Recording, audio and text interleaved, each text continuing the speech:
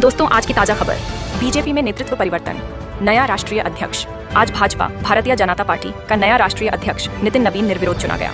वह पार्टी के इतिहास में सबसे युवा अध्यक्ष हैं। प्रधानमंत्री नरेंद्र मोदी ने उन्हें पार्टी मुख्यालय में माला पहनाकर बधाई दी और स्वागत किया। पीएम मोदी का बयान।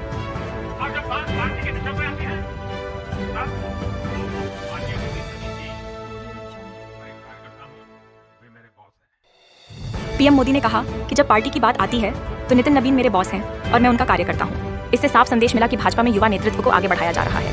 पार्टी के लिए रणनीति और युवाओं पर फोकस। इस बदलाव को युवा मतदाताओं पर ध्यान देने वाले कदम के रूप में देखा जा रहा है, ताकि पार्टी भविष्य में और मजबूती से चुनावों में काम कर सके। सुप्रीम कोर्ट में आज टीएमसी की जीत, अभिषेक बनर्जी बोले। आज 20 जनवरी को सुप्रीम कोर्ट में पश्चिम बंगाल से जुड़ा एक मामला टीएमसी के पक्ष में गया। अभिषेक बनर्जी ने कहा कि कोर्ट ने मतदाता अधिकारों की रक्षा की और बीजेपी की रणनीति को रोका। उन्होंने कहा कि हम कोर्ट में जीते हैं और चुनाव में भी जीतेंगे।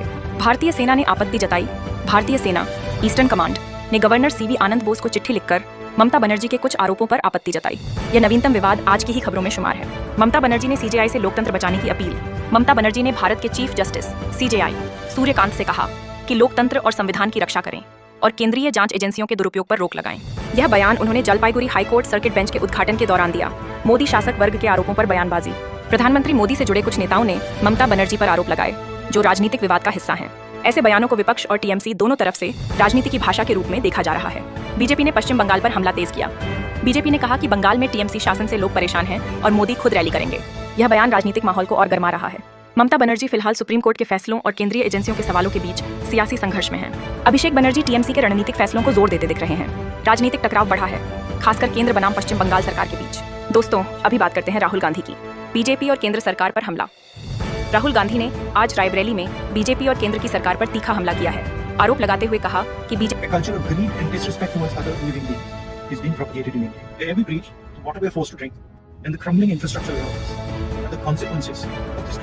Raj Mehta's death is a direct consequence of this culture. How we react to his death, how we react to the pain of other people, how we react to the suffering of other people is going to determine the type of society. What needs to understand is the direct consequence of treating other people badly is the immunity. BJP संविधान की आत्मा को कमजोर कर रही है और RSS BJP लोकतांत्रिक संस्थाओं पर प्रभाव बढ़ा रहे हैं। नोएडा टेक की मौत पर प्रतिक्रियाएं। ग्रेटर नोएडा में एक टेक कर्मचारी की पानी भरे गड्ढे में मौत के मामले पर राहुल ने सरकार की आलोचना करते हुए कहा कि सड़कें मारती हैं, पुल मारते हैं, यानी खराब बुनियादी ढांचे की वजह से लोगों की जान खतरे में है।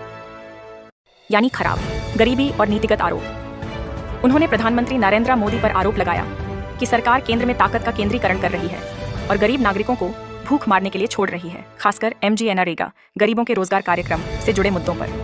गरीबों नगर का रायबरेली दौरा, MGNREGA अभियान।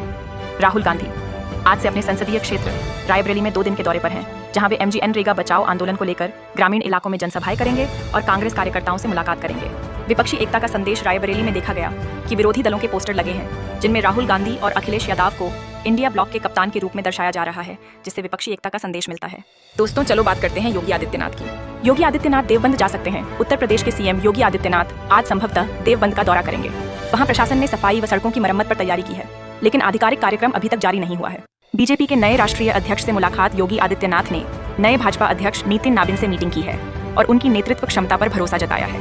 इससे पार्टी में नई ऊर्जा आने के संकेत मिले हैं। नितिन नबीन के अध्यक्ष बनने का समारोह। योगी आदित्यनाथ भी दिल्ली में हुए भाजपा अध्यक्ष के पद पर नितिन नबीन के कार्यभार ग्रहण समारोह में शामिल हुए, जहां कई शीर्ष नेताओं ने मौजूदगी दी।